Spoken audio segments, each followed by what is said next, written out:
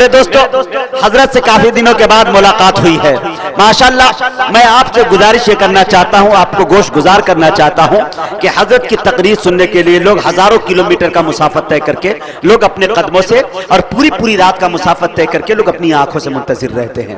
حضرت کے خطابت کا جادو سامعین کے سر چڑھ کے بولا کرتا ہے. قرآن و حدیث کی روشنی میں جو بات کریں گے آپ تک وہ پہنچائیں گے, ایک پیغام لے جانے کی کوشش کریں. میں آپ سے گزارش کرنا چاہتا ہوں کہ حضرت کی تقریر کے بعد انشاءاللہ جناب دل خیر آبادی بھی ہوں گے, تنویر اختر مولوی ہوں گے, اشفاق بہرائچی ہوں گے, آپ کا یہ خادم مجاہد حبیبی ہوگا. ان کے بعد مقرر کو بلا کے دعا کروا دیا جائے گا. آپ سے میری گزارش ہے کہ جو حضرات اپنے گھر سے اپنی ماں کی دعائیں لے کے آئے ہیں, میں پورے کانفیڈنس, پورے یقین, اعتماد کے ساتھ کہہ سکتا ہوں کہ حضرت کی تقریر کو سن کے جائیں گے. جو حضرات اپنے گھر سے اپنے بچوں کی ماں کی دعائیں لے کے آئے ہیں وہ بیچ میں اٹھیں گے, اسے آپ غور سے دیکھیں گے وہ کون ہے. ٹھیک ہے نا, آپ فیصلہ کر کے بتائیں گے. اب انشاءاللہ حضرت کے زیر لب مسکرا دینا اور مسکراہٹ آ جانا میرے شاعری کے معراج, میری نظامت کی معراج ہو گئی ایک طرح سے. آپ کہیں تو ایک شعر پڑھتا ہوں, وہ شعر پڑھتا ہوں جسے قاری صدیق صاحب باندھوی علیہ الرحمہ کے صاحبزادے جناب قاری حبیب صاحب باندھوی نے مجھے ماشاءاللہ اپنے کلیجے سے گونڈے کی سرزمی پہ لگایا اور پیشانی پہ بوسہ دیا. یہ میرے استاد محترم جناب شمس الحق جگر کا کلام ہے. میں پڑھتا ہوں, تھوڑا سا مجھے آپ بتائیں گے اور استاد کی دعائیں چاہتا ہوں. حضرت آپ کی توجہ چاہتا ہوں اور چاہتا ہوں کہ اس دامن حبیبی میں کچھ شعر دے دیجئے, آپ بھی ٹانک دیجئے گا تو چلے گا. اور ماشاءاللہ ہمارے بھائی نفیس صاحب مایوس بیٹھے ہوئے ہیں, ایک دم کیا بات ہو گیا بھائی, یہ اناؤنسر کو انعام دے رہے تھے, شاعر کو انعام دے رہے تھے. مجھے یاد آیا کہ ایک حادثہ ہوا تھا گیا میں, دل صاحب شعر پڑھ رہے تھے, اللہ تعالیٰ نے دولت و ثروت سے انہیں نوازا تھا, وہ آدمی آ کے 25,000 دل کو دے دیا. پھر میں نے دیکھا کہ معاملہ گرم ہے تو میں نے بھی اس پہ تھوڑا سا گرما دیا کس کے, تو اس نے 10-20 مجھے بھی دے دیا. ان کے بعد دیکھا کہ وہ بہت مایوس کھڑے تھے سائیڈ میں, تو دل بھائی سے میں نے کہا بھائی ان کا پیسہ واپس کر دو, وہ تم مایوس ہے. تو دل صاحب نے کہا مجھے انعام دیا ہے, انعام کا دینا بھی سنت ہے, لینا بھی سنت ہے, لہٰذا اس سنت کو میں نے ادا کیا ہے. میں نے بھائی صاحب کو بلایا, قریب کیا اور میں نے کہا کہ بھائی صاحب کوئی تکلیف, اگر آپ کہیں تو میں دے دوں گا آپ کو. تو اس نے کہا مجاہد بھائی اس کا غم نہیں ہے کہ مجھے پیسہ زیادہ دے دیا, غم اس بات کا ہے کہ میں کل گھر پہنچوں گا کیسے, کرایہ کے لیے بچا ہی نہیں ہے. تو میں یہ گزارش کرنا چاہتا ہوں کہ آپ ماشاءاللہ شاعروں کو نواز رہے ہیں, قسم خدا کی آپ 20 روپیہ کسی کو دے دیجئے تو تکلیف ہوتی ہے, لیکن نعت رسول کوئی پڑھ رہا ہوتا ہے, آقائے نامدار مدینے کے تاجدار آمنہ کے در یتیم لال جناب محمد رسول اللہ صلی اللہ علیہ وسلم کی شان میں کوئی شعر کہتا ہے, آپ ہزاروں لٹا دیتے ہیں اور اپنے آپ کو سعادت مند سمجھتے ہیں, ہے کہ نہیں؟ یہ نعت رسول ہے میرے دوستو. حقیقت میں نے تو ایسے ایسے عاشقوں کو دیکھا ہے کہ جو نبی کی نعت سننے کے بعد شاعروں کو عمرہ کا پیکج دے دیتے ہیں کہ اس شعر پر میں آپ کو خوش ہو کر مدینہ بھیجنا چاہتا ہوں. لیکن شرط یہ ہے میرے دوستو کہ سعادتوں کے طلبگار نعت پڑھنے لگے, اٹھے اور اٹھ کر گنہگار نعت پڑھنے لگے. زبان سے نعت کا پڑھنا ثواب ہے لیکن مزہ تو جب ہے کہ کردار نعت پڑھنے لگے. زبان سے نعت کا پڑھنا ثواب ہے لیکن مزہ تو جب ہے کہ کردار نعت پڑھنے لگے. وہ شعر دیکھیں حضرات, اور ان کے بعد حضرت کی تقریر ہوگی, آپ ہوں گے, مجھے امید ہے انشاءاللہ. کمال ایسا کہ جس پر زوال ہے ہی نہیں. کچھ لوگ کہتے ہیں نبی کی مثال یا واہ یہ ادھر ادھر. دیکھیں میرے دوستو, کمال ایسا کہ جس پر زوال ہے ہی نہیں, میرے رسول کی کوئی مثال ہے ہی نہیں. کمال ایسا, تھوڑا سا پیچھے کے لوگ بھی بولتے بھائی سبحان اللہ. کہا یہ جاتا ہے وہ ٹھیک ہو کے بھی بیکار لگنے لگتے ہیں, جو بولتے نہیں بیمار لگنے لگتے ہیں. جناب اپنا تعلق ہے اس قبیلے سے جہاں غلام بھی سردار لگنے لگتے ہیں. ہمارے شاعر دوست نے کہا کہ اردو کا ایک آدمی ہے انجمن میں چپ, ایسا نہیں ہے کہ اردو سے وہ بدگمان ہے, شوگر کا وہ مریض ہے, پرہیز ہے اسے.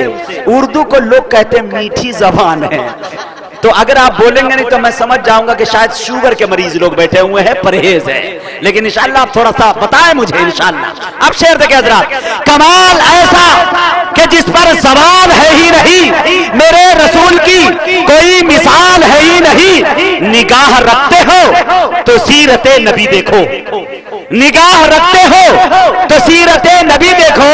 اس آئینے میں کہیں کوئی بال ہے ہی نہیں, نگاہ رکھتے ہو تو سیرت نبی دیکھو، اس آئینے میں کہیں کوئی بال ہے ہی نہیں، جو تپتی ریت پہ پتھر کا بوجھ سہ جائے، جہان عشق میں ایسا بلال ہے ہی نہیں، جو تپتی ریت پہ پتھر کا بوجھ سہ جائے، جہان عشق میں ایسا بلال ہے ہی نہیں۔ آئیے میرے دوستو، آپ کے چہیتے مقرر، نوجوانوں کی دل کی دھڑکن، آپ روئے جلسہ تک میں پہنچنے کی جسارت کر رہا ہوں، اور میں نہایت ہی ادب و احترام کے ساتھ خطیب ذیشان، ذی صلاحیت، ہر دل عزیز، کروڑوں کے مجمع میں سنجیدگی بخشنے والا ادیب، ایوان باطل میں زلزلہ برپا کرنے والا امیر، شہنشاہ فکر و تدبر، آپ روئے سنیت، فلک خطابت کے نیر تابہ، جامع معقولات و منقولات، حضرت علامہ مولانا عبداللہ ناصر قاسمی دامت برکاتہم مدظلہ العالی، شیخ الحدیث جامعہ اسلامیہ بنارس، وہ صدر جمعیت علماء بنارس، میں نہایت ادب و احترام کے ساتھ حضرت سے گزارش کر رہا ہوں کہ حضرت تشریف لائے اور اپنی ایمانی عرفانی حقانی تقریر سے خابدہ قوم کو بیدار کرے۔ اس شعر کے ساتھ کہ صاحبہ خانہ بدوشوں کے حوالے کرتے، بولیے سبحان اللہ، صاحبہ خانہ بدوشوں کے حوالے کرتے، یہ گھنا پیر پرندوں کے حوالے کر دے، ارے ٹھنڈے موسم میں بھی سڑ جاتا ہے باسی کھانا، ارے بچ گیا ہے تو غریبوں کے حوالے کر دے۔ آپ حضرات ذرا سنجیدہ ماحول میں آ جائیے، وقار اور سکون کے ساتھ اپنی اپنی جگہوں پر بیٹھ جائیں تاکہ مجھے کچھ عرض کرنے میں سہولت ہو اور آپ کے دل تک میں اپنے پیغام کو پہنچا سکوں۔ پرسکون ہو کر بیٹھیں۔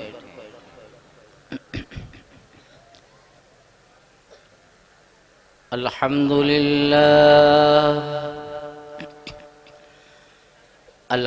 لله نحمده ونستعينه ونستغفره ونؤمن به ونتوكل عليه ونعوذ بالله من شرور أنفسنا ومن سيئات أعمالنا،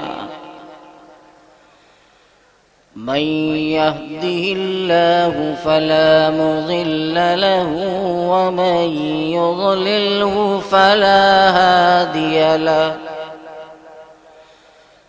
ونشهد أن لا إله إلا الله وحده لا شريك له، ونشهد أن سيدنا وشفيعنا وحبيبنا وسندنا وإمامنا ومولانا محمدا عبده ورسوله، صلى الله تبارك وتعالى عليه وعلى آله وصحبه وبارك وسلم تسليما كثيرا كثيرا. أما بعد فأعوذ بالله من الشيطان الرجيم. بسم الله الرحمن الرحيم. يا أيها النبي إنا أرسلناك شاهدا ومبشرا ونذيرا وداعيا إلى الله بإذنه وسراجا منيرا. وبشر المؤمنين بأن لهم من الله فضلا كبيرا. صدق الله العظيم.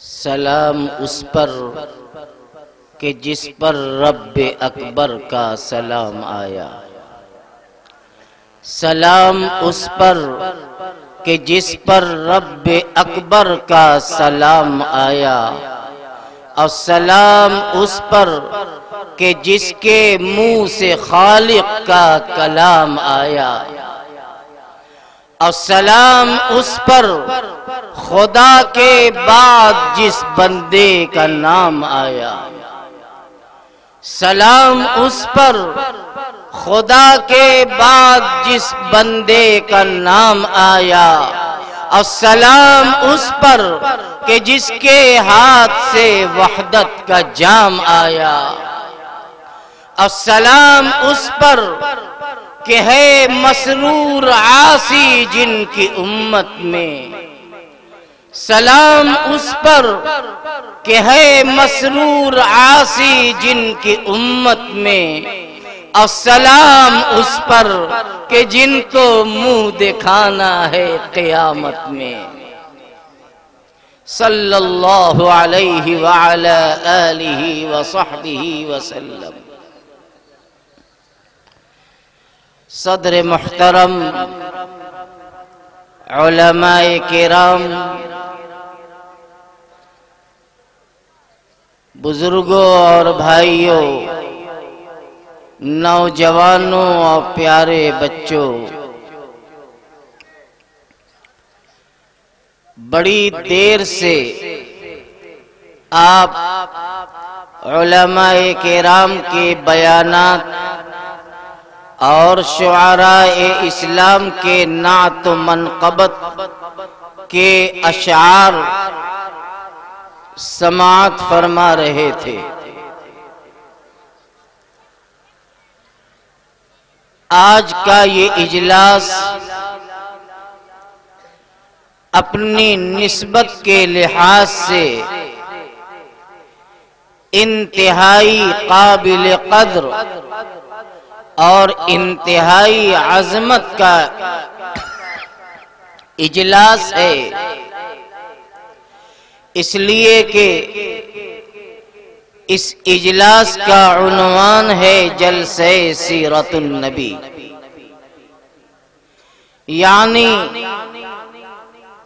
سید الاولین والآخرین، امام المتقین، محبوب رب العالمین، مدینے کے تاجدار حضرت محمد مصطفیٰ صلی اللہ علیہ وسلم کی مبارک زندگی کو امت کے سامنے پیش کرنا،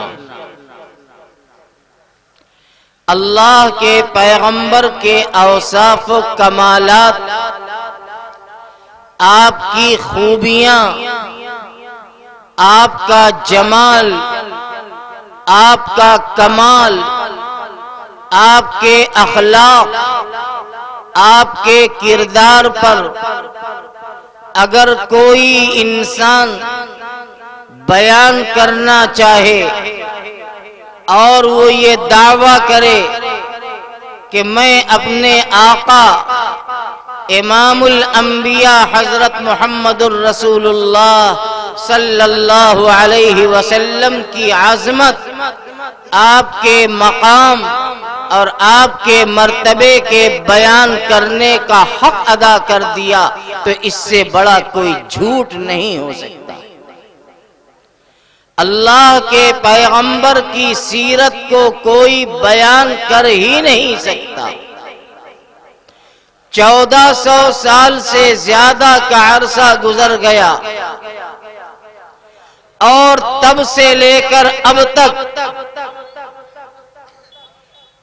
دنیا کے چپے چپے پر مدنی آقا حضرت محمد صلی اللہ علیہ وسلم کی زندگی کا بیان ہو رہا ہے، لیکن بیان کرنے والا بیان کرتا ہے اور اخیر میں کہتا ہے کہ قلم عاجز، نظر خیرہ، زباں کجمج، بیاں قاصر۔ قلم عاجز، نظر خیرہ، زباں کجمج، بیاں قاصر، زمین نعت میں کیا دیجئے دادے سخندان۔ میرے بھائیوں، میرے آقا حضرت محمد صلی اللہ علیہ وسلم کا اپنی زبان سے تذکرہ کرنا گویا کہ اپنے آپ کو مقدس بنانا ہے، اس لیے کہ حضرت شیخ سعدی رحمت اللہ علیہ جو مشہور فارسی کے شاعر اور صوفی بزرگ ہیں، فرماتے ہیں 1000 بار بشویم دہن ز مشک گلاب، 1000 بار بشویم دہن ز مشک گلاب، ہنوز نام تو گفتن کمال بے ادبیست۔ میں اپنی زبان کو 1000 مرتبہ مشک کے پانی سے دھل لوں، اس کے بعد بھی اپنی زبان سے اپنے آقا و مولا کا نام نامی اس میں گرامی لوں تو یہ کمال درجہ کی بے ادبی ہے۔ اس لیے کہ میرے آقا صلی اللہ علیہ وسلم کا مقام کیا ہے، اللہ کے پیغمبر کا مقام ان سے پوچھو جنہوں نے اللہ کے نبی کو وہ مقام دیا ہے۔ اللہ فرماتے ہیں وَرَفَعْنَا لَكَ ذِكْرَكَ، اے پیغمبر ہم نے آپ کے ذکر کو بلند کر دیا ہے۔ اللہ فرماتے ہیں کہ اے پیغمبر جہاں جہاں ہمارا ذکر ہوگا وہاں وہاں تمہارا تذکرہ ہوگا، جب جب میرا نام لیا جائے گا تب تب تمہارا نام لیا جائے گا۔ آپ کلمہ پڑھتے ہیں لا الہ الا اللہ تو کلمہ اس وقت تک مکمل نہیں ہوتا جب تک آپ اس کے ساتھ محمد الرسول اللہ کو نہیں ملا دیتے۔ یعنی ایک طرف اللہ کی وحدانیت، اللہ کی الوہیت، اللہ کی ربوبیت کا اعلان ہے تو دوسری طرف سرور کائنات حضرت محمد مصطفیٰ صلی اللہ علیہ وسلم کی نبوت و رسالت کا اعلان ہے۔ جب تک یہ دونوں جز نہ ملیں تو کلمہ کلمہ نہیں بنتا۔ شاعر اسلام حضرت سیدنا حسان ابن ثابت رضی اللہ تعالی عنہ ارشاد فرماتے ہیں، اب میرے آقا کی منقبت میں عربی کا شعر ہے، فرماتے ہیں ضم الالہ اسم النبی مع اسمہ، ضم الالہ اسم النبی مع اسمہ اذا قال فی الخمس المؤذن اشہد۔ یعنی اللہ نے اپنے نبی کے نام کو اپنے نام کے ساتھ ملا دیا۔ فرماتے ہیں کہ دیکھو اذان کو جب مؤذن اذان میں کہتا ہے اشہد ان لا الہ الا اللہ، اس کے بعد کہتا ہے کہ اشہد ان محمد رسول اللہ صلی اللہ علیہ وسلم۔ تو اللہ نے اپنے نام کے بعد اپنے نبی کا تذکرہ فرمایا، تو جس ذات اقدس کا تذکرہ، جن کی عظمت کا بیان اللہ کرے تو کسی انسان کے بس میں کہاں ہے کہ نبی کا بیان کرے اور نبی کے بیان کا حق ادا کر سکے۔ حدیث پاک پڑھانے والے یا جن لوگوں نے حدیث کی کتاب پڑھی ہے بخاری شریف، وہ جانتے ہیں کہ جناب محمد الرسول اللہ صلی اللہ علیہ وسلم پر جب غار حرا میں جبریل امین علی نبینا علیہ السلام سب سے پہلی وحی لے کر کے آئے تھے، جب اللہ کا نبی مکہ مکرمہ اور بیت اللہ الحرام سے 3 کلومیٹر کے فاصلے پر حرا کی چوٹی کے ایک غار میں اللہ کا ذکر، اللہ کے دھیان میں مصروف تھے، جبریل آتے ہیں اور جبریل آ کر اپنے سینے سے آپ کو لگاتے ہیں اور دبوچتے ہیں اور کہتے ہیں کہ یا محمد اقرا، اے محمد پڑھیے۔ اللہ کا نبی فرماتا ہے ما انا بقارئ، میں لکھا پڑھا نہیں ہوں، میں نہیں پڑھ سکتا۔ لمبی حدیث ہے، بعد میں حضرت جبریل علیہ السلام نے نبی اکرم صلی اللہ علیہ وسلم کو اللہ کی پہلی وحی سناتے ہیں، جو قرآن کی سب سے پہلی آیت ہے جو نازل ہوئی ہے غار حرا میں۔ وہ کیا سناتے ہیں؟ اللہ اس میں فرماتا ہے اقرأ بسم ربک الذی خلق، اقرأ وربك الأكرم الذي علم بالقلم علم الإنسان ما لم يعلم۔ اے نبی پڑھیے اقرأ بسم ربک الذی خلق، اپنے رب کا اس نام لے کر پڑھیے جس نے آپ کو پیدا کیا ہے۔ خلق الانسان من علق، جس نے انسان کو ایک جمے ہوئے خون سے پیدا کیا۔ اقرأ وربک الاکرم، اے پیغمبر اپنے رب کا نام لے کر پڑھیے جو رب انتہائی بزرگی والا ہے، انتہائی عزت والا ہے۔ علم بالقلم، جس نے قلم کے ذریعے اپنے بندوں کو علم عطا کیا ہے۔ علم الانسان ما لم يعلم، انسان کو وہ کچھ دیا ہے اور وہ کچھ سکھلایا ہے جو انسان نہیں جانتا۔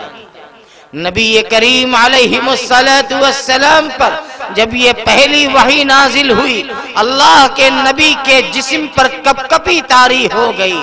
آپ غار حرا سے ام المؤمنین حضرت خدیجہ الکبریٰ رضی اللہ تعالی عنہا کے مکان میں جہاں آقا رہا کرتے تھے تشریف لاتے ہیں اور کہتے ہیں زملونی زملونی، اے خدیجہ مجھے چادر اڑھا دو، اے خدیجہ مجھے چادر اڑھا دو۔ واللہ لقد خشیت علی نفسی، خدا کی قسم مجھے تو اپنی جان کا خطرہ محسوس ہو رہا ہے۔ اس موقع پر حضرت خدیجہ الکبریٰ رضی اللہ تعالی عنہا نے نبی کریم علیہ السلام کی سیرت کو بیان فرمایا ہے۔ میں کہہ سکتا ہوں، تاریخ کی روشنی میں میں کہتا ہوں کہ اس کائنات میں جناب محمد الرسول اللہ پر جو سب سے پہلی سیرت کی تقریر ہوئی ہے تو وہ سیدنا حضرت خدیجہ رضی اللہ تعالی عنہا نے کی ہے، اور جناب رسول اللہ صلی اللہ علیہ وسلم کے روبرو ہو کر کی ہے، آپ کے سامنے کی ہے۔ حضرت خدیجہ کی زبان سے جو الفاظ نکلے ہیں، محدثین نے اپنی کتابوں کے اندر بڑی اہمیت کے ساتھ اسے ذکر فرمایا۔ حضرت خدیجہ نے فرمایا کلا واللہ لا یخزیک اللہ ابدا، ہرگز نہیں، ہرگز نہیں، خدا کی قسم اللہ آپ کو بے عزت نہیں کرے گا۔ حدیث میں آتا ہے لا یحزنک اللہ ابدا، اللہ آپ کو رنجیدہ نہیں کرے گا، اللہ آپ کو غمزدہ نہیں کرے گا۔ کیوں؟ اس وجہ سے کہ انک لتصل الرحم، اس لیے کہ آپ تو صلہ رحمی کرتے ہیں، آپ تو لوگوں کے ٹوٹے دلوں کو جوڑتے ہیں، جو آپ سے دور جاتا ہے آپ اس کے قریب ہوتے ہیں، جو آپ کو برا کہتا ہے آپ اس کی تعریف کرتے ہیں، جو آپ پر پتھر مارتا ہے آپ اس کو رحمت کی دعائیں دیتے ہیں، جو آپ سے ناتا اور رشتہ توڑتا ہے آپ اس سے رشتہ جوڑتے ہیں۔ اسی کو کہا ہے ایک شاعر نے کہ سلام اے شیشے نسلی تفاخر توڑنے والے، سلام اے شیشے نسلی تفاخر توڑنے والے، اور سلام اے اسود و احمر کا دامن جوڑنے والے۔ یہ محمد الرسول اللہ کی سیرت ہے جو میں آپ کے سامنے بیان کر رہا ہوں۔ اب بیان کر رہی ہیں ام المؤمنین حضرت خدیجہ رضی اللہ تعالی عنہا کہ انک لتصل الرحیم، آپ تو صلہ رحمی فرمانے والے ہیں، وتحمل الکل، آپ تو ایسے عمدہ صفات والے ہیں جو کمزوروں کا بوجھ اٹھاتے ہیں، جو ناداروں کی مدد کرتے ہیں، جو کمزوروں کی مدد کرتے ہیں، جو ضعیفوں کا بوجھا اٹھا دیتے ہیں۔ وَتَحْمِلُ الْكَلَّ، کمزوروں کا بوجھ اٹھاتے ہیں۔ وَتَقْرِي الضَّيْفَ، آپ تو ایسے اعلیٰ صفات والے ہیں کہ آپ مہمان نوازی کرتے ہیں۔ آپ کے گھر میں آپ کا دشمن بھی آتا ہے تو وہ بھی آپ کا مہمان ہوتا ہے، آپ اسے کھلاتے ہیں، اسے پلاتے ہیں، اسے اپنا بستر دیتے ہیں، خود فاقہ کر جاتے ہیں، گھر والوں کو فاقہ کراتے ہیں، لیکن مہمان کو بھوکا نہیں سلاتے۔ اے پیغمبر خدا، یہ آپ کی صفت ہے کہ وَتَقْرِي الضَّيْفَ، آپ مہمانوں کی مہمان نوازی فرماتے ہیں۔ حضرت امام ترمذی رحمت اللہ علیہ نے حدیث کی بڑی مایہ ناز کتاب ہے، امام ترمذی رحمت اللہ علیہ نے نبی پاک صلی اللہ علیہ وسلم کی مہمان نوازی اور آپ کے بلند اخلاق کے سلسلے میں ایک واقعہ نقل کیا ہے کہ ایک مرتبہ رسول خدا صلی اللہ علیہ وسلم کا ایک دشمن تھا، کافر تھا، وہ آپ کے گھر مہمان ہوا۔ اللہ کے نبی کے گھر میں اس وقت کچھ بکریاں تھیں، آپ نے ایک بکری کا دودھ دوہا اور مہمان کو پلایا، مہمان سارا دودھ پی گیا۔ آپ نے دوسری بکری دوہی، اس کا دودھ مہمان کو پیش کیا، مہمان نے اس کو بھی چٹ کر لیا۔ تیسری بکری کا دودھ دوہا، اسے بھی مہمان کو پلا دیا۔ 7 بکریاں آپ کے گھر میں اس وقت تھی، ایک ایک کر کے رحمت عالم حضرت محمد الرسول اللہ صلی اللہ علیہ وسلم نے تمام بکریوں کے دودھ مہمانوں کو پلا دیا اور مہمان پی کر کے سو گیا۔ اور اللہ کا نبی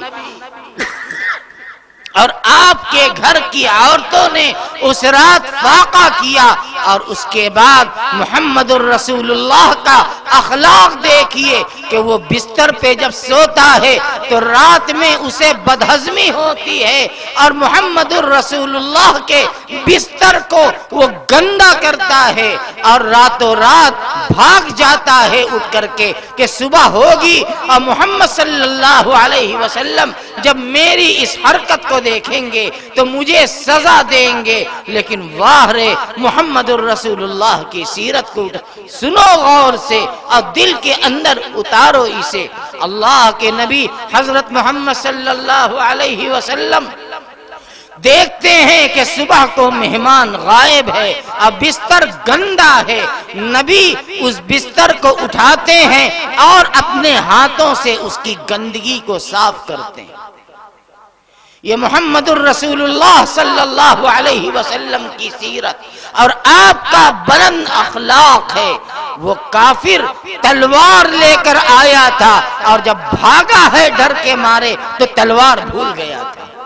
اب جب وہ آتا ہے تو دیکھتا کیا ہے، اس کی آنکھ پھٹی کی پھٹی رہ جاتی ہے کہ جس بستر کو میں گندا کر کے بھاگا تھا، دونوں جہان کا سردار اپنے ہاتھوں سے اس بستر کی گندگی کو صاف کرتا ہے۔ وہ اسلام کا دشمن، وہ مشرک و کافر اللہ کے نبی کے سامنے آتا ہے اور آپ اس سے کچھ نہیں کہتے، محبت کے ساتھ اس سے پیش پیش آتے ہیں، وہ آپ کے اعلیٰ اخلاق کو دیکھ کر کہتا ہے فوراً اشہد ان لا الہ الا اللہ واشہد ان محمدًا عبدہ ورسولہ، کلمہ پڑھتا ہے اور ایمان لے آتا ہے کہ میں گواہی دیتا ہوں کہ ایک اللہ کے علاوہ کوئی دوسرا خدا نہیں ہے، میں گواہی دیتا ہوں کہ محمد صلی اللہ علیہ وسلم خدا کے سچے رسول اور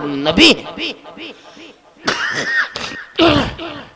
یہ میرے آقا کے اخلاق ہیں۔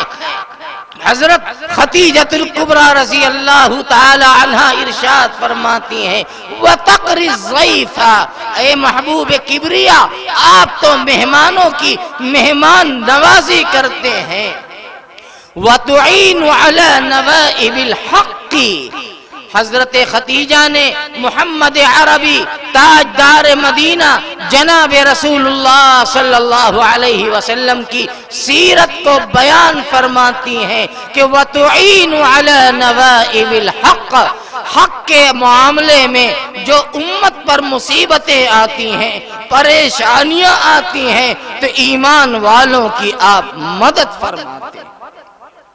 یہ سب سے پہلی سیرت کی تقریر ہے جو محمد الرسول اللہ کی سیرت پر آپ کے سامنے کی گئی ہے۔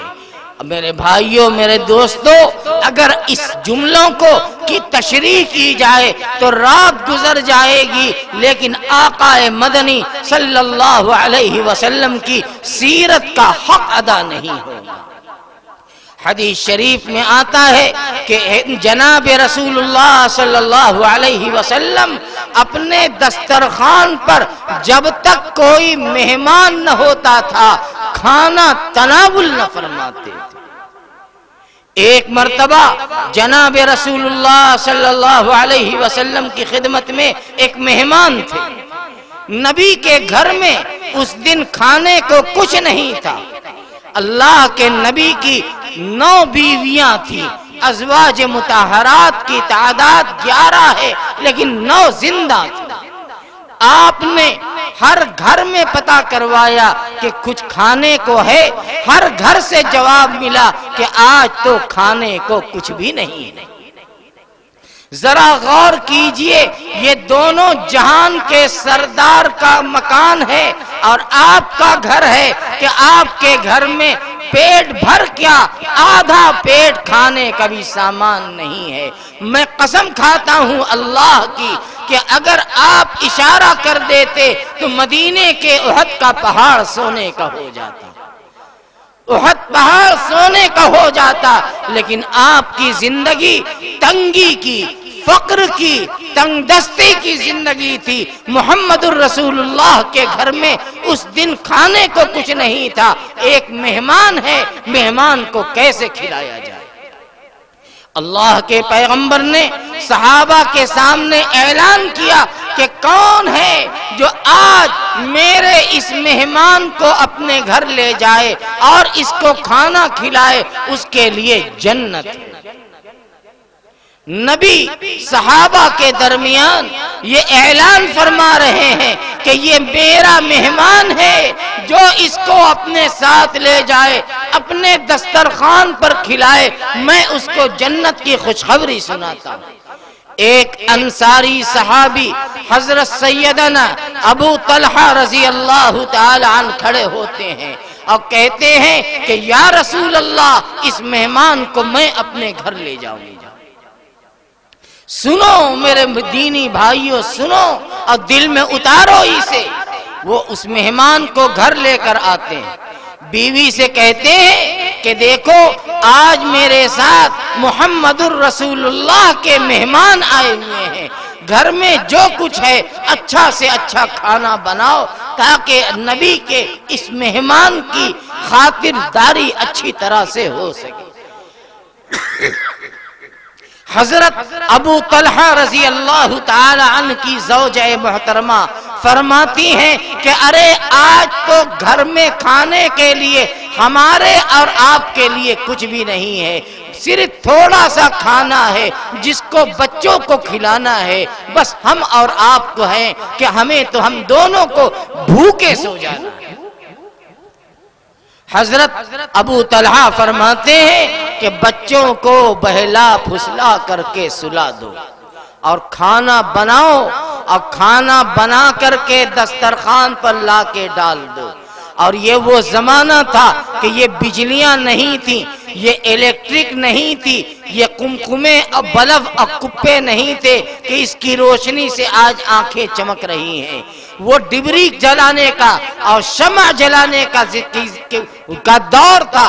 تو انہوں نے کہا کہ دسترخوان پہ کھانا سجا دو اور شمع روشن کر دو، اور جب میں اور مہمان بیٹھ جائے کھانا کھانے کے لیے تو تم اس شمع کی بتی کو بنانے کے بجائے نزدیک سے آ کر اس کو پھونک مار دینا اور اندھیرا کر دینا، تاکہ میں مہمان کے ساتھ بیٹھا رہوں گا، مہمان بھی کھائے گا، اب میں اپنا ہاتھ برتن تک لے جا کر منہ تک لے جاؤں گا تاکہ مہمان یہ سمجھے کہ میں کھا رہا ہوں لیکن میں نہیں کھاؤں گا، اب مہمان کھا لے تاکہ خدا اللہ کے نبی کے مہمان کا پیٹ بھرے۔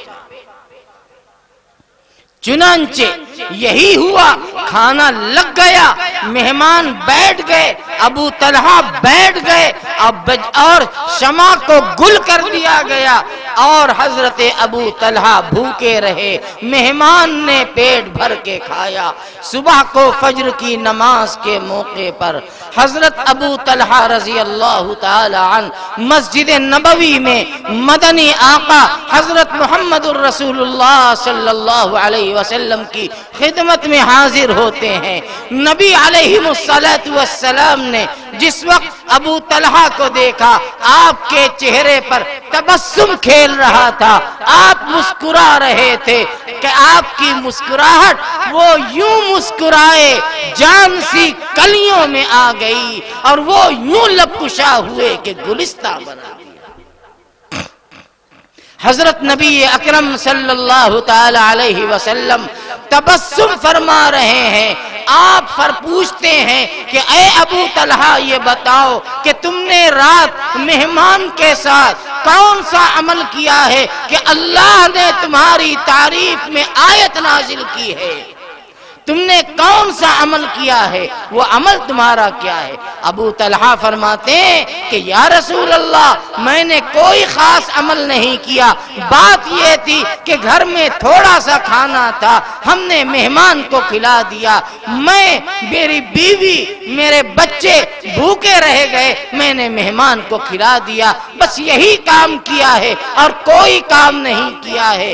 اللہ کا نبی فرماتا ہے کہ اے ابو طلحہ قرآن میں اللہ نے تمہارا تذکرہ کیا ہے، اور جبریل آیت کریمہ لے کر آئے ہیں۔ اللہ فرماتے ہیں وَيُؤْثِرُونَ عَلَىٰ أَنفُسِهِمْ وَلَوْ كَانَ بِهِمْ خَصَاصَةٌ۔ اللہ کے ایمان والے بندے ایسے بھی ہیں، خود بھوکے رہ جاتے ہیں اور دوسروں کو اپنی ذات پر ترجیح دے دیتے ہیں، خود بھوکے رہ جاتے ہیں اور دوسروں کا پیٹ بھر دیتے ہیں۔ یہ ہے میرے آقا کی سیرت، یہ ہے میرے آقا کی زندگی، اور یہ ہے میرے آقا کے صحابہ اور آپ کے نام لیواؤں کی زندگی۔ میرے بھائیوں، ہم بھی مسلمان ہیں، ہم بھی انہی کا کلمہ پڑھنے والے ہیں۔ ابو بکر عمر نے جو کلمہ پڑھا تھا، عثمان و علی نے جو کلمہ پڑھا تھا، سعد و سعید نے جو کلمہ پڑھا تھا، طلحہ و زبیر نے جو کلمہ پڑھا تھا، وہی کلمہ ہم بھی پڑھتے ہیں۔ جو قرآن انہوں نے پڑھا تھا وہی قرآن ہم پڑھتے ہیں، جو نمازیں انہوں نے پڑھی ہیں وہ نماز ہم پڑھتے ہیں۔ لیکن کیا بات ہے کہ آج مسلمانوں کے اندر سے اخلاق نبوی نکل گیا، عشق محمدی نکل گیا، سنت رسول کی اطاعت و فرما برداری نکل گئی، ہم زبان کے مسلمان رہ گئے، عمل اور کردار کے مسلمان بن نہ سکے۔ وہ معزز تھے زمانے میں مسلمان ہو کر، وہ معزز تھے زمانے میں مسلمان ہو کر، ہم خار ہوئے تارک قرآن ہو کر۔ وہ صحابہ کرام جن کے سینے میں ایمان کی حلاوت تھی، جن کے سینے میں ایمان کا نور تھا، وہ محمد الرسول اللہ صلی اللہ علیہ وسلم کے سچے عاشق تھے، آپ پر اپنی جان کو نثار کرنے والے تھے، آپ کی سنتوں پر قربان ہو جانے والے تھے۔ حدیث شریف میں آتا ہے کہ ایک صحابی ہیں، نوجوان صحابی، حضرت ربیعہ بن کعب سلمی رضی اللہ تعالی عنہ۔ ایک مرتبہ نبی کریم صلی اللہ علیہ وسلم کی خدمت کرتے ہوئے نبی کا دل خوش ہو گیا۔ نبی نے حضرت ربیعہ سے فرمایا مانگو، کیا مانگتے ہو، کیا چاہیے مانگو۔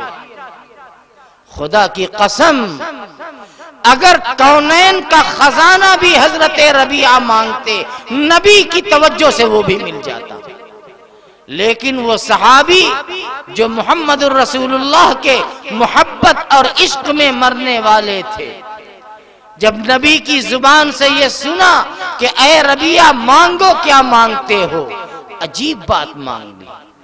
انہوں نے عرض کیا مرافقتک فی الجنہ، اے اللہ کے نبی جنت میں میں آپ کی رفاقت مانگتا ہوں، دنیا میں ہم آپ کے ساتھ ساتھ ہیں، اے اللہ کے پیغمبر جنت میں بھی ہم آپ کا ساتھ چاہتے ہیں۔ عجیب بات فرمائی۔ نبی علیہ السلام نے ارشاد فرمایا او غیر ذالک، اے ربیعہ کچھ اور مانگ لو، اس کے علاوہ کچھ اور مانگ لو۔ عرض کرتے کہ لا یا رسول اللہ، نہیں ہمیں تو یہی چاہیے، جنت میں آپ کی رفاقت چاہیے۔ نبی کریم صلی اللہ تعالی علیہ وسلم نے یہ نہیں فرمایا کہ ٹھیک ہے تم جنت میں میرے ساتھ رہو گے۔ اگر آپ یہ فرما دیتے کہ جنت میں تم میرے ساتھ رہو گے تو یقیناً ساتھ رہتے، لیکن آقا نے فرمایا کہ اے ربیعہ اگر جنت میں تم میرا ساتھ چاہتے ہو تو ایک کام تمہیں کرنا پڑے گا۔ وہ کون سا کام ہے؟ آقا نے فرمایا فَأَعِنِّي عَلَى نَفْسِكَ بِكَثْرَةِ السُّجُودِ، اے ربیعہ تم میری مدد کرو اپنی جان پر سجدوں کی زیادتی کے ذریعے سے، یعنی اگر جنت میں تم ہمارا ساتھ چاہتے ہو تو نماز کا اہتمام کیا کرو، نماز کی پابندی کیا کرو۔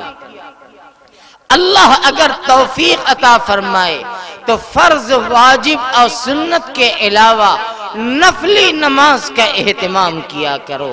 اشراق ہے، چاشت ہے، اوابین ہے، تحیت المسجد ہے، تحیت الوضو ہے، صلاۃ التسبیح ہے، یعنی جتنا تم سے ہو سکے فرض، واجب اور سنت مؤکدہ کے علاوہ نفل نماز کا اہتمام کیا کرو، اس لیے کہ دنیا میں جو آدمی نماز کا جتنا زیادہ اہتمام کرنے والا ہوگا جنت میں وہ میرے ساتھ ہوگا۔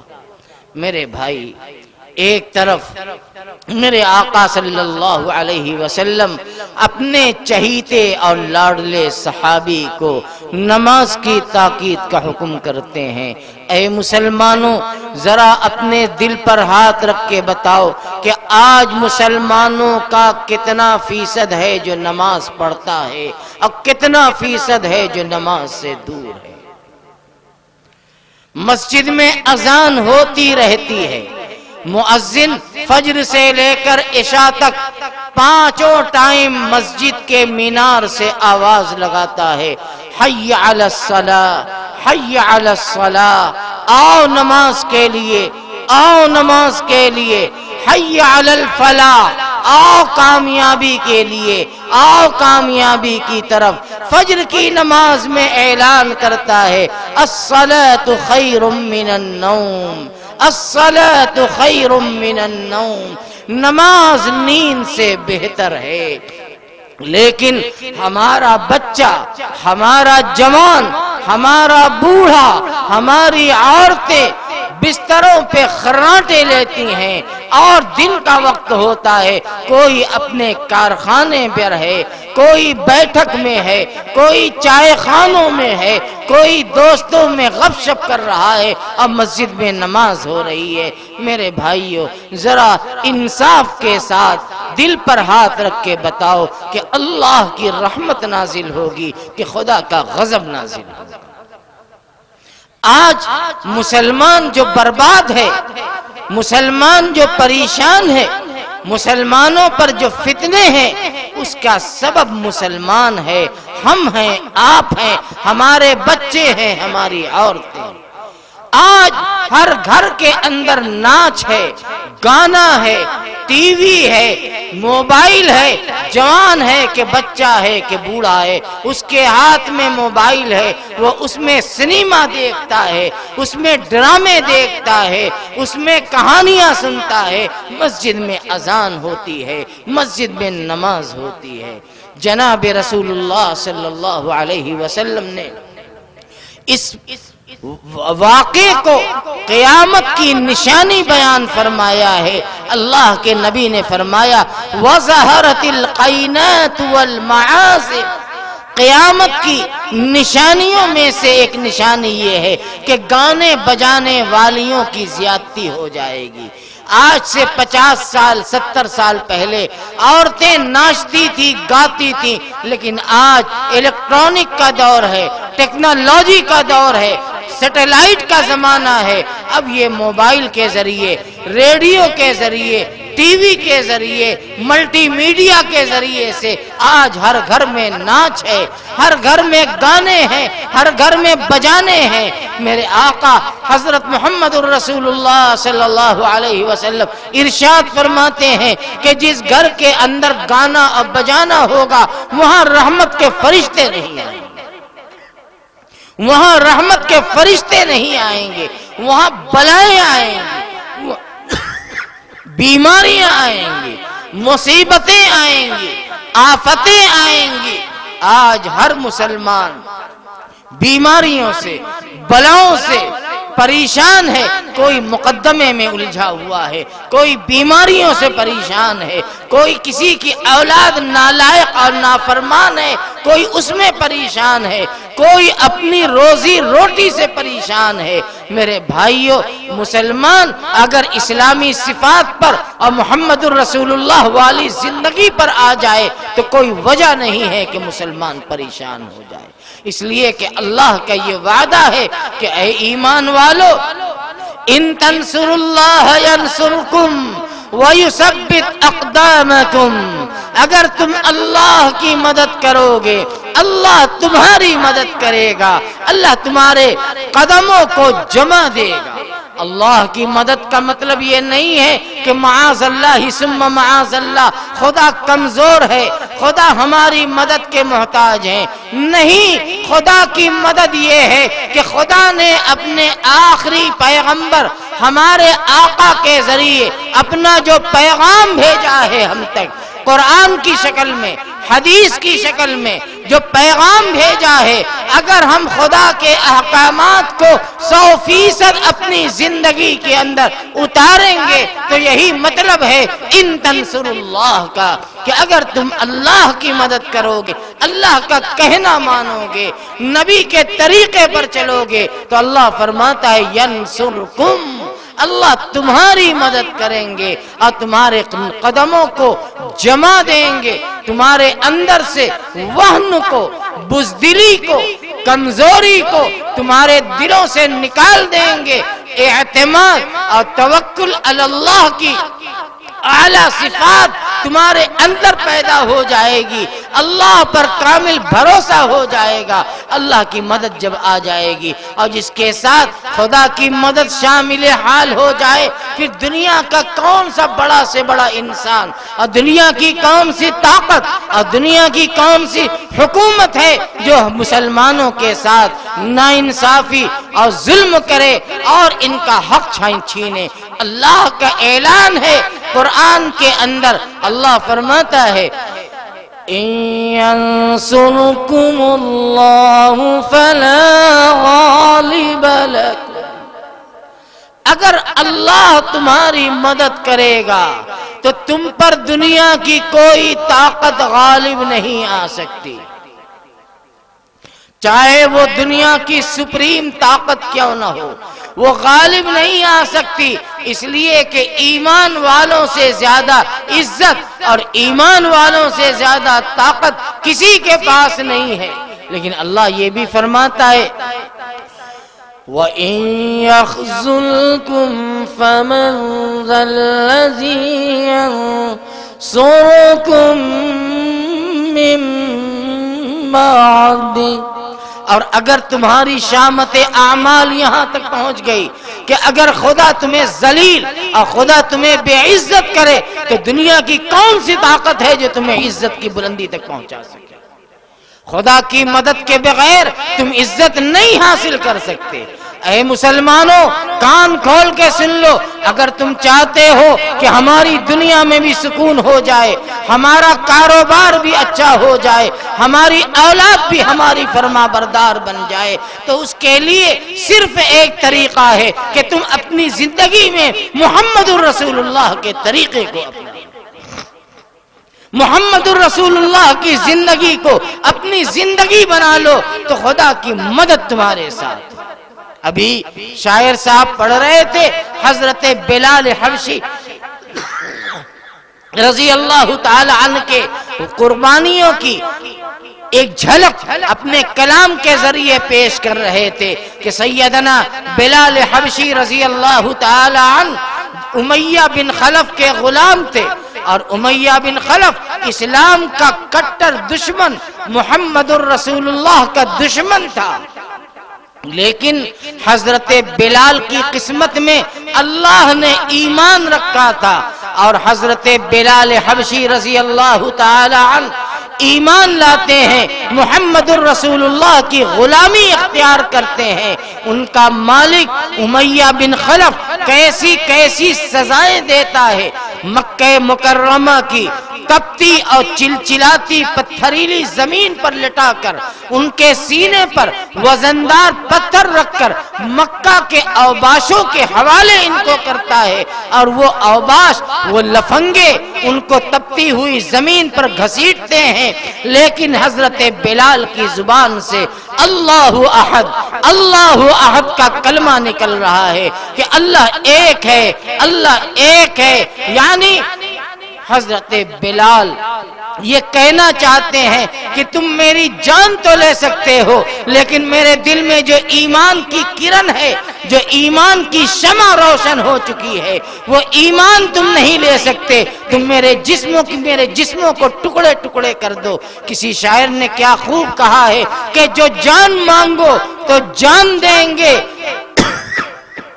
جو مال چاہو تم مال دیں گے، مگر یہ ہم سے نہ ہو سکے گا، نبی کا جاہو جلال دیں گے۔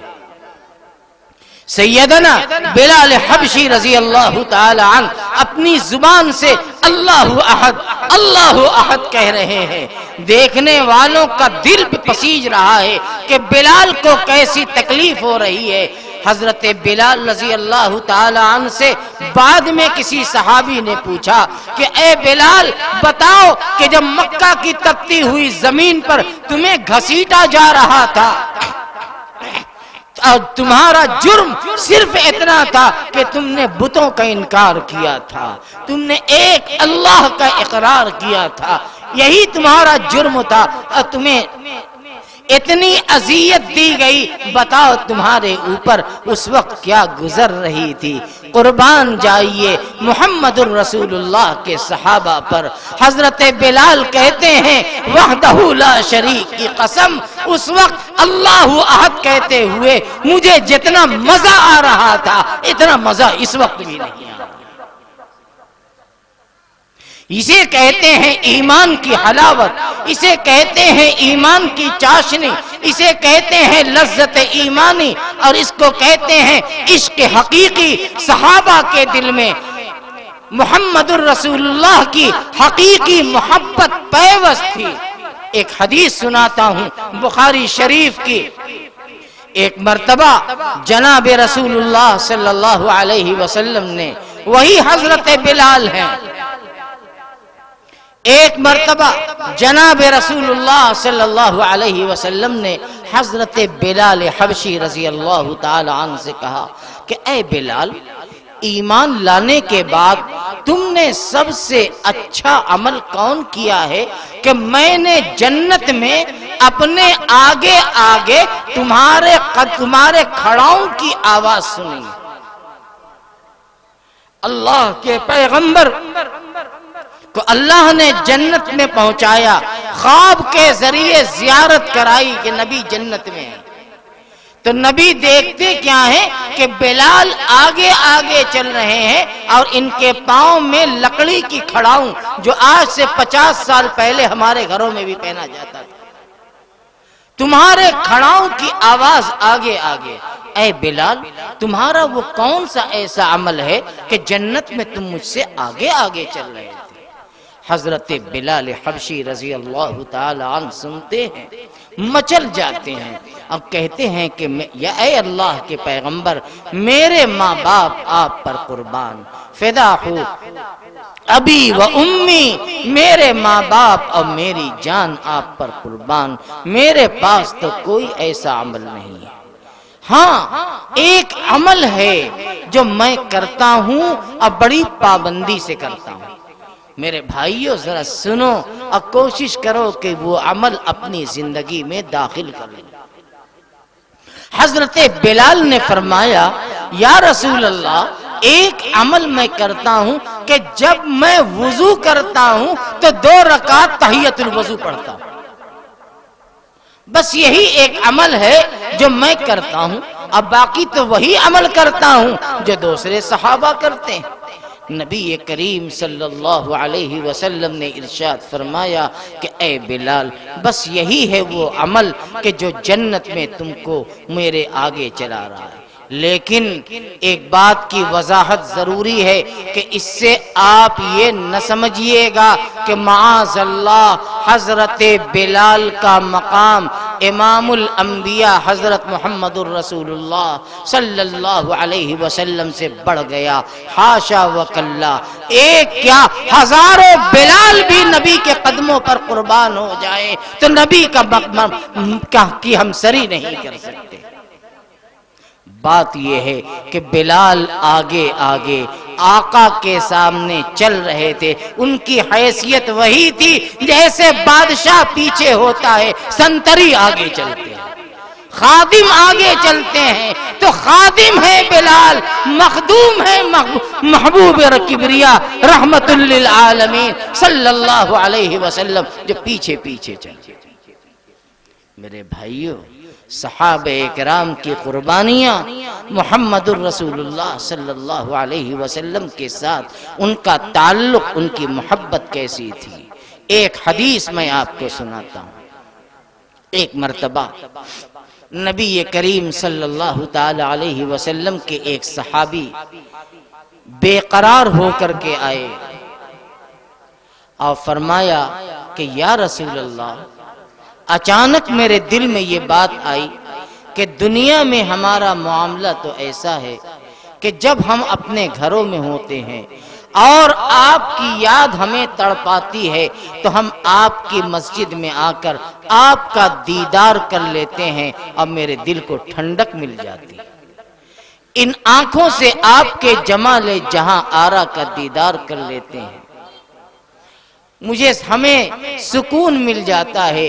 لیکن کل جب میدان محشر بپا ہوگا، اولین اور آخرین کا اجتماع ہوگا، آپ کا مقام بہت بلند ہوگا. وہاں پر میدان محشر میں جب آپ کی یاد آئے گی تو ہم آپ کو کیسے پائیں گے؟ اس لیے کہ آپ کا مقام تو سب سے بلند ہے، سب سے اعلیٰ ہے، سب سے بالا ہے، سب سے ارفع ہے. کہاں ہوں؟ نبی کریم صلی اللہ علیہ وسلم نے اپنے ایک عاشق زار صحابی کی بات کو سن کر خاموش ہیں، کوئی جواب نہیں دیا، خاموش. تھوڑی دیر کے بعد وہ صحابی اٹھ کر چلے گئے. ادھر وہ صحابی اٹھتے ہیں، ادھر جبریل آتے ہیں. جبریل آتے ہیں، اللہ کی آیت لے کر آتے ہیں، اور اللہ کی آیت نبی صلی اللہ علیہ وسلم کو سناتے ہیں. جب وحی کا سلسلہ ختم ہوا، آپ فرماتے ہیں کہ کہاں گئے وہ صحابی جو ابھی یہ سوال کر رہے تھے؟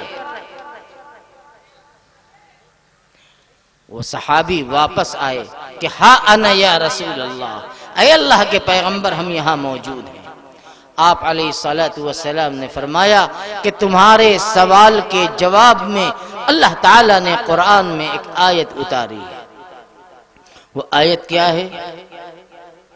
اللہ فرماتے ہیں وَمَن يُطِعِ اللَّهَ وَالرَّسُولَ فَأُولَئِكَ مَعَ الَّذِينَ أَنْعَمَ اللَّهُ عَلَيْهِمْ مِنَ النَّبِيِّينَ وَالصِّدِّيقِينَ وَالشُّهَدَاءِ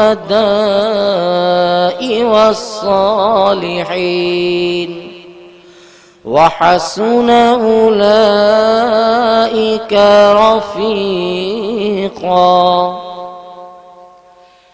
اللہ نے یہ آیت اتاری اور ہم سب کے لیے، آپ کے لیے، ہمارے لیے، مردوں کے لیے، عورتوں کے لیے، عالم کے لیے، غیر عالم کے لیے، سب کے لیے یہ آیت اتاری. آیت کریمہ میں اللہ جل شانہ ارشاد فرماتے ہیں کہ سنو، جس نے اللہ کی اطاعت کی، جس نے اللہ کے رسول کی اطاعت کی، یہ وہ لوگ ہیں فَأُولَئِكَ مَعَ الَّذِينَ أَنْعَمَ اللَّهُ عَلَيْهِمْ، یہ وہ لوگ ہیں جو ان لوگوں کے ساتھ کل میدان محشر میں ہوں گے جن پر اللہ نے اپنا انعام کیا ہے. یہ کون لوگ ہیں؟ من النبیین والصدیقین والشہداء والصالحین. وہ نبی ہیں، وہ صدیقین کی جماعت ہے، وہ شہیدوں کی جماعت ہے، وہ نیک اور صالح لوگوں کی جماعت ہے. وَحَسُنَ أُولَئِكَ رَفِيقًا، اور ان لوگوں کی دوستی اور رفاقت کتنی عمدہ چیز. تو اللہ تعالیٰ نے اپنے بندوں کو اپنے نبی کے صدقے میں یہ خوشخبری سنا دی کہ اگر اے امت والو سنو، اگر تم یہ چاہتے ہو کہ کل میدان محشر میں محمد الرسول اللہ کی معیت اور آپ کی شفاعت، آپ کے دست مبارک سے جام کوثر حاصل ہو، تو اللہ کا کہنا مانو، اللہ کے نبی کا کہنا مانو، تو اللہ تمہارا حشر ان لوگوں کے ساتھ کریں گے. حدیث شریف میں آتا ہے کہ ایک صحابی نبی کریم صلی اللہ علیہ وسلم کی خدمت عالیہ میں حاضر ہوتے ہیں اور عجیب سوال کرتے ہیں. سوال یہ کرتے ہیں کہ یا رسول اللہ متی الساعہ. بخاری شریف میں اور حدیث کی دوسری کتابوں میں یہ روایت موجود ہے. اے اللہ کے نبی، یہ بتائیے قیامت کب آئے گی؟ عجیب سوال کیا. اللہ کے نبی نے فوراً پوچھا ما اعددت لها، ارے پہلے یہ بتاؤ کہ تم نے قیامت کے لیے تیاری کیا کی، یعنی تمہارے پاس عمل کیا ہے. قیامت تو پوچھنے چلے آئے کہ قیامت کب آئے گی. ارے قیامت کے دن کی کامیابی اور جنت کے لیے تمہارے پاس کوئی عمل بھی ہے؟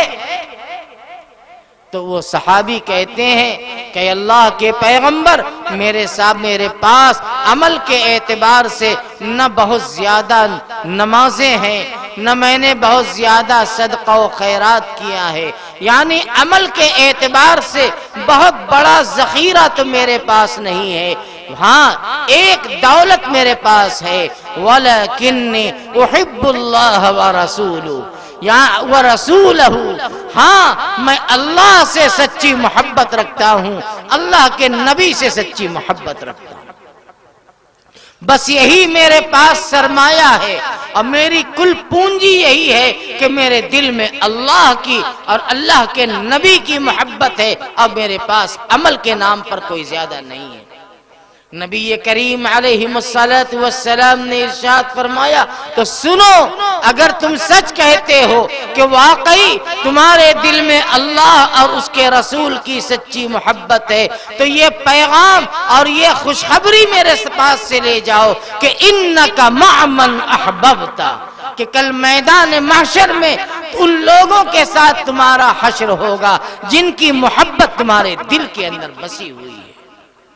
میرے بھائیوں، میرے بزرگوں، اگر واقعتاً کسی کے دل میں محمد الرسول اللہ کی محبت ہے اور سچی محبت ہے، تو محبت کا تقاضا یہ ہے کہ وہ محبوب کی ہر اداؤں سے محبت کرنے والا بن جائے، محبوب کی زندگی اس کے دل میں محبوب ہو جائے۔ میرے نبی کیسے چلتے تھے، میرے نبی کیسے کھاتے تھے، میرے نبی کیسے پیتے تھے، میرے نبی کا اخلاق کیسا تھا، میرے نبی کے معاملات کیسے تھے، میرے نبی کی شکل و صورت کیسی تھی۔ نبی سے محبت ہوگی کیونکہ نبی کی سنت سے محبت ہوگی، نبی کی اداؤں سے محبت ہوگی، ورنہ زبان سے محبت کا کوئی اعتبار نہیں ہے۔ مسلمانوں، محمد الرسول اللہ سے سچی محبت پیدا کرو اور آپ کی اتباع کرو۔ یہ سیرت کے جلسے یا اصلاحی جلسے کا مقصد یہی ہوتا ہے کہ مسلمانوں کے اندر اسلامی شعور زندہ ہو جائے، مسلمانوں کے اندر اسلامی زندگی آ جائے، نبی کا طریقہ آ جائے کہ تم جہاں جاؤ تمہیں دیکھ کر پہچان لیا جائے کہ یہ ہے محمد الرسول اللہ کے غلام، یہ ہے محمد الرسول اللہ کی امت۔ اے مسلمانوں، میں تم سے بھی کہتا ہوں اور کئی جگہ میں کہہ چکا ہوں کہ مسلمانوں، تم اپنے نام کے ذریعے نہ پہچانے جاؤ، اپنے اخلاق کے ذریعے تمہاری پہچان بن جائے، تمہارے چہرے کے داڑھی کا نور یہ تمہاری پہچان بن جائے کہ دشمن بھی کہہ دے کہ محمد الرسول اللہ کا امتی یہ ہے، اس کے چہرے پر داڑھی کا نور ہے، اس کے پیشانی پر سجدے کا نشان ہے، اس کے آنکھ میں حیا ایمانی زندہ ہے، اس کی زبان میں صداقت ہے، اس کے دل کے اندر پاکیزگی ہے۔ مسلمانوں، اپنے نام کو اپنی پہچان مت بناؤ، اپنے کردار کو اپنی پہچان بناؤ، اپنے اعمال کو اپنی پہچان بناؤ، اپنے اخلاق کو اپنی پہچان بناؤ۔ اگر تم نے بنا لیا تو یہ سمجھ لو کہ یہ ایوان سلطنت تم سے کانپیں گے۔ کی محمد سے وفا تو نے تو ہم تیرے ہیں، کی محمد سے وفا تو نے تو ہم تیرے ہیں، یہ زمیں چیز ہے کیا لوح و قلم تیرے ہیں، یہ زمیں چیز ہے کیا لوح و قلم تیرے ہیں۔ بس آخر میں یہ کہتا ہوں کہ کاغذ تمام، کاغذ تمام، کلک تمام اور ہم تمام، پر داستان شوق ابھی نہ تمام ہے۔ وآخر دعوانا ان الحمدللہ رب العالمین۔ معزز حضرات، ابھی آپ کے درمیان محبوب العلماء جناب حضرت مولانا عبداللہ ناصر قاسمی دامت برکاتہم مدظ اللہ العالی بڑی قیمتی باتیں بتا رہے تھے، میں بھی بہت باغور سن رہا تھا۔ تھوڑی دیر کے لیے میں آپ سے تھوڑا سا رخصت ہو گیا تھا، حالانکہ میری عادت ہے کہ جب مائک پر میں آتا ہوں اسٹیج پر تو الحمدللہ اخیر تک رہتا ہوں، چونکہ بڑی ذمہ داری ناظموں کی ہوتی ہے۔ میں اور ناظموں سے الگ تھلگ ہوں، اور میں جوان ہوں تو محفل کو بھی جوان دیکھنا چاہتا ہوں، اور ہر طرح کی باتیں یہ ہوا کرتی ہے۔ اگر میری نظامت میں یہ بڑا بول نہیں بولتا، ایک آدھ مقرر یا دو شاعر نہ آوے تو اس کا اثر بھی نہیں ہونے دیتا ہوں میں، لیکن شرط یہ ہے کہ کمیٹی والے تھوڑا سا وہ جو معاملات ہوتا ہے اس میں ٹنچ ہو جائے تب، نہیں تو ورنہ نظامت کے بجائے حضامت بھی شروع ہو جاتی ہے کہ نہیں؟ ماشاءاللہ حضرت ایک تقریر کر کے گئے اور بہت قیمتی باتیں، سماج کے اندر کیا ہے، ہمارے اندر جو برائیاں ہیں، کمی کوتاہیاں ہیں، حقیقت ہے میرے دوستو، بھائی اگر مد مقابل ہے تو حیرت کیسی، بھائی اگر مد مقابل ہے تو حیرت کیسی، دوستو جنگ کے میدان میں مروت کیسی، اپنے گھر کی دیوار میں خود تو نے کیے ہیں سوراخ، اب کوئی جھانک رہا ہے تو شکایت کیسی۔ ایک پیغام یہ دے کر آپ سے رخصت ہوئے، یہ بات ہونی چاہیے۔ اللہ تعالی ہم سب کو کہنے سننے سے زیادہ عمل کی توفیق عطا فرمائے۔ ہوا بھی ہے، بادل بھی ہے، پانی نہ ہو تو کیا فائدہ، ہوا بھی ہے، بادل بھی ہے، پانی نہ ہو تو کیا فائدہ، قرآن بھی ہے، حدیث بھی ہے، عمل نہ ہو تو کیا فائدہ، ہے کہ نہیں؟ یہ ساری باتیں ہمارے اکابرین جو ہے بڑے ہیں، تقریر کا کرنا اتنا آسان نہیں میرے دوستو، بڑے بڑے مقرر جو ہوتے ہیں بڑی بڑی دفتروں کو، بڑی بڑی کتابوں کو چھان مارتے ہیں، ان کا مطالعہ کرتے ہیں، تب جا کے 1 گھنٹے کی تقریر خلاصہ نچوڑ کر آپ کے سامنے رکھتے ہیں، خون جگر جلاتے ہیں، تب اتنی آسانی سے نہیں مل جاتی یہ چیزیں، اتنی آسانی سے ملتی نہیں فن کی دولت، ڈھل گئی عمر تو غزلوں پہ جوانی آئی، یہ ہے میرے دوستو۔